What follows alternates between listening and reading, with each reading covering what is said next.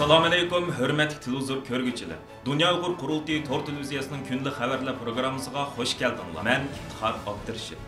Hörmətli görürmənlər. Tövəndə diqqətinizlər günlük xəbərlər proqramımızın təfsilatı bolsun. Gerçi Amerika bilan Angliya başçılığındakı 8 dövlətinin BDT kişilik hüquq kengişinin kelar qatımlıq yığınında Xitayning Uyğurlarga tutqan muomalasini muzokara qilish haqida sungan təklif layihəsi 6 oktyabr Jenevadagi BDT kişilik hüquq kengishi yığınında 17 dövlətinin qollab ovoz berishi, 19 dövlətinin qarşı ovoz berishi və 11 dövlətinin ovoz berishdən voz kechishi natijasida rad qilingan bolsa-mu, ammo kuzatuvchilar Xitayning barliq siyosiy, iqtisodiy va diplomatik kuchini ishqa silib BDT kişilik hüquq kengishiga a'zo 47 dövlət ichidagi aran 19 dövlətning qo'llashiga erishishini Xitoyning xalqaro sahnalarda paydin-pay yetim qilayotganligining jonliq ishorati deb qaramoqda. Xalqaro kishilik huquqni kuzatish tashkilotining Twitter'dagi inkosida deyishicha, ovoz berish natijasining nihoyat oz farq bilan belgilanishi, ya'ni 17 ga qarshi 19 ovoz bilan rad qilinishi, texmi ko'p davlatlarning hozir Xitoyning besimiga qaramay uning kishilik huquq dafsanchiligini yo'riqlikka chiqarishni xohlaydiganligini ko'rsatib berdi ekan. 6 oktyabr BDT kishilik huquq kengishidagi ovoz berishda Chexiya, Finlandiya, Fransiya, Germaniya, Honduras, Yaponiya, Litvaniya, Luksemburg, Marshall Taqim orollari, Montenegro, Gollandiya, Paraguay, Polsha, Somali, Angliya, Amerika qatorliq 17 davlat yuqorqi taklif loyihasini qo'llab ovoz bergan. Boliviya, Kamerun, Xitoy, Kotodova, Kuba, Eritreya, Gabon, Indoneziya, Qozog'iston, Mauritaniya, Nambiya, Nepal, Pakistan, Qatar, Senegal, Sudan, Arab Birleşme Xalifaligi, O'zbekiston, Venezuela qatorliq 19 davlat qarshi ovoz bergan. Argentina, Armeniya, Benin, Braziliya, Gambiya, Hindiston, Liviya, Malawi, Malaysiya, Meksika, Ukraina qatorliq 11 davlat ovoz berish huquqidan voz kechgan. Təklif layihəsini qollagan dövlətlər arasında faqatla Somali musulmon dövləti olub, Somalining bu cəsur hərəkəti Qərb demokratik əllərinin, xalqaralıq kişilik hüquq təşkilatlarının və Uyğur təşkilatlarının qızğın alqışıga sazavər boldu. Xitayni qollab ovoz bergan 19 dövlətning ichida Indoneziya, Qozog'iston, Pokiston, Qatar, Sudan, Arab Birleşme Xalifaligi, O'zbekiston qatorliq Uyg'urlar bilan qon va din qarindosh hisoblangan 7 musulmon va turk dövletining o'rin olishi G'arb matbuotlarning kuchlik diqqatini qo'zg'ash bilan birga chet ellarda yashayotgan Uyg'urlarning yuragini qattiq azoblantirdi. Bu qo'timqi ovoz berish yig'iniga kuzatuvchi sifatida qatnashgan Dunyo Uyg'ur Qurultayining raisi Dolqin Aysa ovoz berishdan keyin qilgan so'zida bu haqda o'zining noroziligini ifoda qilib mundoq dedi. Afsuski, bugun bu yerda biz Indoneziyaga o'xshaydigan, Qatarga o'xshaydigan, O'zbekiston va Qozog'istonga o'xshaydigan bizning qarindosh, dindosh degan davlatlarimizning Xitoy bilan o'xshash safda turganligi yuragimizni yorildi. Bugun biz bu yerda shunga shohid bo'ldik.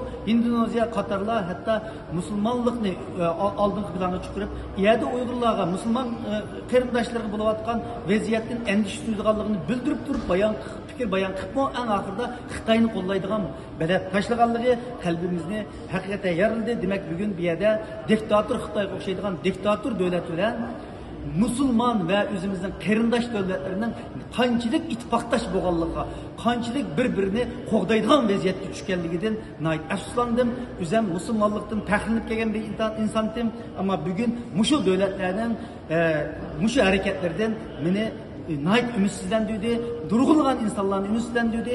Boshqa xristian, boshqa demokrat davlatlarning ichida haqiqatan Üzemning yüzü hem qizadi. Amerika bilan Angliya başçılığındakı 8 dövlətning BDT kişilik hüquq kengishining kelar qitimliq yig'inida Xitoyning Uyg'urlarga tutgan muomalasini muzokara qilish haqida sungan taklif loyihasining rad qilinganligi munosabati bilan 6 oktyabr Dunyo Uyg'ur Qurultayi, Xalqaro Sharq Turkiston Tashkilotlar birligi, Uyg'ur Akademiyasi, Sharq Turkiston Ulamolar birligi, Amerika Uyg'ur birlashmasi, Kanada Sharq Turkiston jamiyati, Uyg'ur kishilik huquq qurilishi, Uyg'ur harakati tashkiloti qatorliq 60 dan ortiq Uyg'ur tashkiloti birlashma bayonot e'lon qilib, BDT kishilik huquq oliy komissarligini va BDTning munosabatli tekshiruvchi xodimlarini BDT dokladida o'ttirib qo'yilgan dalillar va tavsiyalar asosida Uyg'ur vaziyati haqida jiddiy tekshirish ilib berishni va Xitoyning jinoiy qilmishlariga qarata BDTning jiddiy tadbir qo'llanishini talab qildi. Bayonotda Dolqin Aysa apandimning Xitoyni qo'llab ovoz bergan BDT Kişilik Hüquq Kengeshiga a'zo davlatlarning bu xil xatoligini tuzatish uchun yana fursat bor. Xalqaro jamoatchilik Uyg'ur irqiy qirg'inchiligini to'sib qilishdek bu insoniy majburiyatini ado qilishi lozim degan so'zlarga o'rin berildi. Birlashma bayonotda Xitoyni qo'llab ovoz bergan davlatlar BDTning asli prinsiplariga xiloflik qilish va mas'uliyatsizlik qilish bilan ayblandi. Taktib loyihasining rad qilinishi bilan gulqaqalar ichilib ketgan Xitoy hokimiyati buni zo'r g'alaba deb bozorga silish bilan birga haqiqat hamon g'alaba qiludi deb chalvoqidi. Xalqaro kechirim tashkiloti, kishilik huquqini kuzatish tashkiloti, Xalqaro kishilik huquq mulozimat markazi qatorliq ko'plagan kishilik huquq tashkilotlarimi bu munosabat bilan birlashma bayonot e'lon qilib, bu qitimqi ovoz berish natijasi amaliyoti BDT kishilik huquq kengashining yadroliq majburiyatiga qilingan osiylik, ziyonkashlik uchirgan Uyg'urlarga qilingan sotqinlik deb ko'rsatdi. Bayonotda yana kishilik huquqini kuzatish tashkilotining Xitoy ishlari direktori Sophie Richardson xonimning ovoz berish natijasining noit oz farq bilan belgilanishi, ya'ni 17 ga qarshi 19 ovoz bilan rad qilinishi, ximo ko'p davlatlarning hozir Xitoyning besimiga qarmay, uning kishilik huquq dafsanchiligini yo'riqlikka chiqarishni xohlaydiganligini ko'rsatib berdi degan so'zlarga o'rin berildi. Dünya Uyghur Qurultayıning raisi Dolqun Aysa va Qurultayning muavin raisi Dr. Erkin Akram apandilarmi 6 oktyabr qilgan so'zlarida xalqimizni umidvor bo'lishga chaqirib tövendikilarni bayon qilishdi. Endi bu yerda biz ümidsizlanmaymiz. Albatta kurash davom qiladi. Bu Birleşken Milletler Teşkilatı bugün 17 devletinin bu meseleni ko'tarib, ekilishi 19 devlet ikki ovoz farq bilan o'tishning o'zimi albatta bizning bu xizmatlarning texnik oldimiz qarab qilishimizning zaruriyatini ko'rsatdi. Shuningdek o'zimiz turayotgan davlatlardagi butun Uyg'ur tashkilotlari hareketlerimizni güçlendirishimiz kerak. Qiladigan ishimizning ko'pligini bildiryotdi. O'zimizni qarindosh, dindosh degan davlatlarga bo'lgan faoliyatimizni texnik güçlendirishimiz kerak ekan. Bu yerda Qatar, Indoneziya, O'zbekiston, Qozog'istonlar hech bo'lmasa tarafsiz turgan bo'lsa-mu, Xitoyni qo'llamagan bo'lsa-mu, biz bugun buni tutatdik. Hech bo'lmasa bu bizning foydamizga bo'lgan bo'ladi. Ammo afsuski Xitoyning o'tgan haftalardan buyon bu davlatlarga nisbatan qanday lobby faoliyatini qilayotganligi, nimalarni va'da qilganligi, kecha-kunduz bütün iqtisodiy kuchni ishlatib orqali bu davlatlarni setvaganligiga, setvilish tirishayotganligiga shohid bo'lgan. Bugun buning natijasini ko'rdik, ammo umidsizlanmaymiz. Kurash davom qiladi. Oldimizki inson haqlari yig'inlarida, yeni bir qatimliq kelar yillik inson haqlari komitetining yig'inida yoki bo'lmasa uning yig'inida cho'qim bu qarorning chiqadiganligiga ishonamiz. Qat'iyan ümidsizlik bo'lmaslik lozim. Çünkü şunu bilish lazım, bu dava onda asan bir dava emas hamda. Bir ishki harakat bilan Sharq Turkistonni qutqizadigan, mustaqil bo'la oladigan bir ahvol emas. Men dedim, bu asan bo'lgan bo'lsa, bu ishlar bizga qolmadi deb. Shuningga bu ümidsizlanmak lazım. Bu ikincisi, bu xalqaro munosabatlarda doim o'zgarishlar bo'lib turadi. Şu özgürgen vaqtida darhol shu fursatni ching tutib, o'zininki foydasiga aylantira oladigan bir qobiliyatga ega bo'lish lozim endi. Ya'ni xalqaroni yaxshi tonish lozim. Undan boshqa yuqorida dedim, bu siyosiy, diplomasiya, qonun, madaniyat, qimmat qarash degan sohalardami başka devletlerine kayıl kılışga tirişmek lazım. Aslında bu dünya yaman keng boğaşka nurgun kılalaydıgan işlerimiz var. Eğer tar okugan bolsa o işini kılış biraz kıyın buludu. Yani bizimki bu meseleler kıyın boğan sıra tekimi tirişmek lazım. Bu da kazanamadık.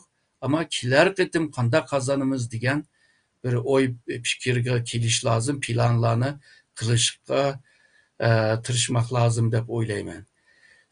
Yani bu her bir qiyinchilikqa uchraganda agarda mijozimiz bozulib, ondan keyin ümidsizlikda qilib, anda bunda qilsak, o to'g'ri bo'lmaydi.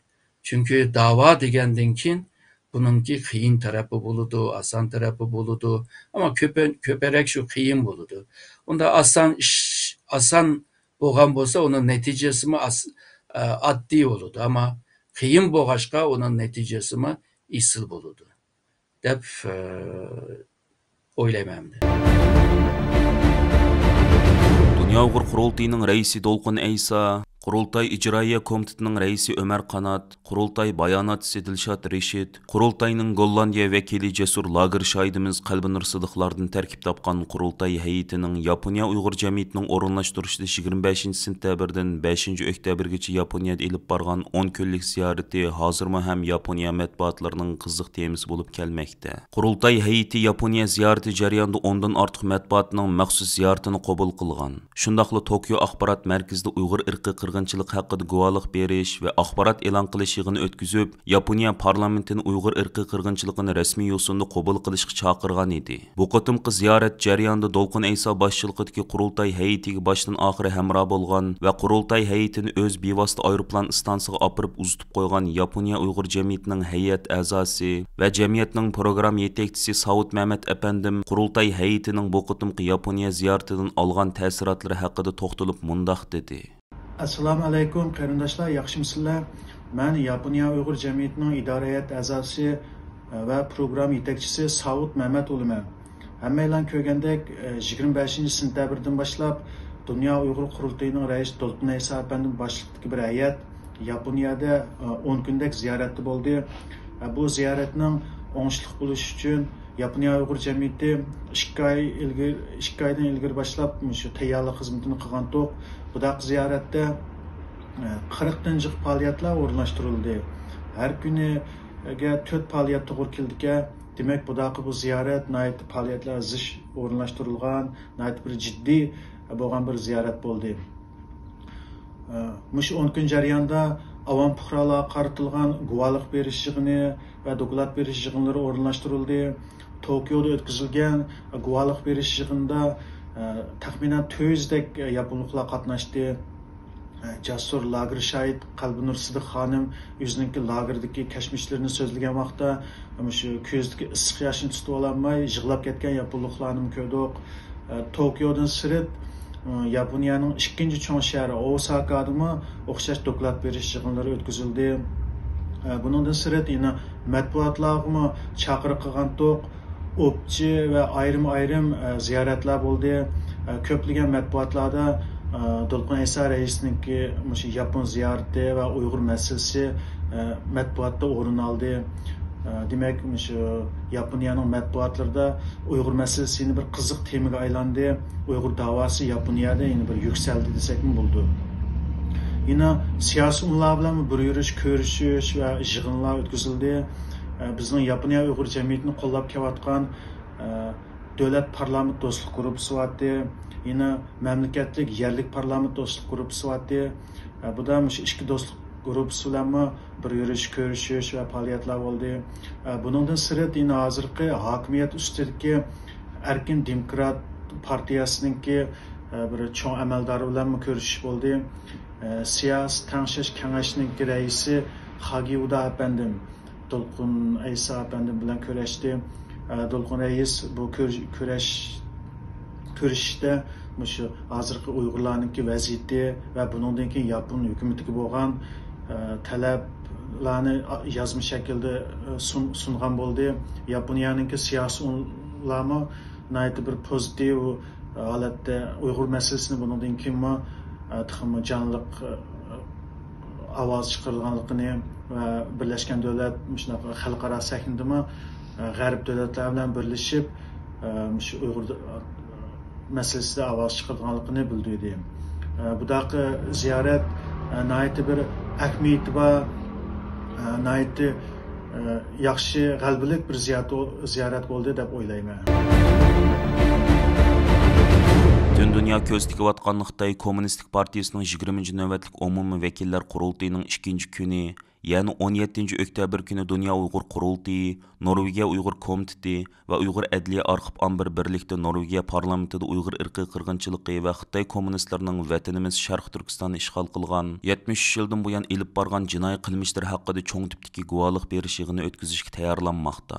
Yig'inda Yevropadagi lager shohidlarimizdan Gulbahor Jalilova, Qalbinur Sidiq, Ömer Bekali, Gulbahor Xotivaji, Sayragul Saudbay, Uyghur sot kollegiyasining bosh sotchisi Jeffrey Nice va Markaziy Washingtondagi kommunizm qurbonlari xotir fondining tadqiqotchisi doktor Adrian Tens qatorliqlar maxsus guvohlik berdi. Buningga parallel holda Norvegiya parlamentining binosi oldida Xitoyning irqiy qirg'inchilik tasvirlangan rasm ko'rgazmasi, axborot e'lon qilish yig'ini va Norvegiyadagi qarindoshlarimizning qatnashida namoyish o'tkaziladi. Bundan boshqa yana yuqorqi bilan o'xshash mazmunda Dunyo Uyg'ur qurultiyi tarafidan 10 oktyabr Germaniya federal parlamentida guvohlik berish va parlament binosi oldida ko'rgazma o'tkazish faoliyati uyushtirildi.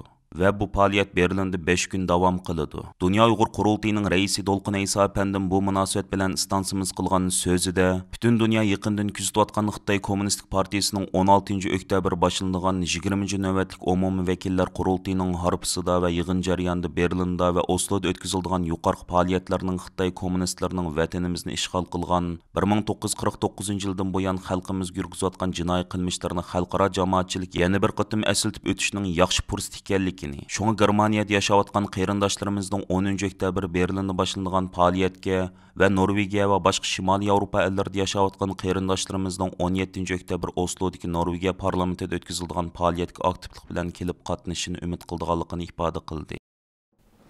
Aziz ko'rmanlar, yuqorida diqqatingizga Dunyo Uyg'ur Qurultiyi to'r televiziyasining kunlik xabarlar programmasini sunduq. Keyin qitimliq sonimizda ko'rishayli. Aman bo'lgaysizlar. Stansimizning YouTube kanaliga a'zo bo'lishni unutmang. Xayr xo'sh.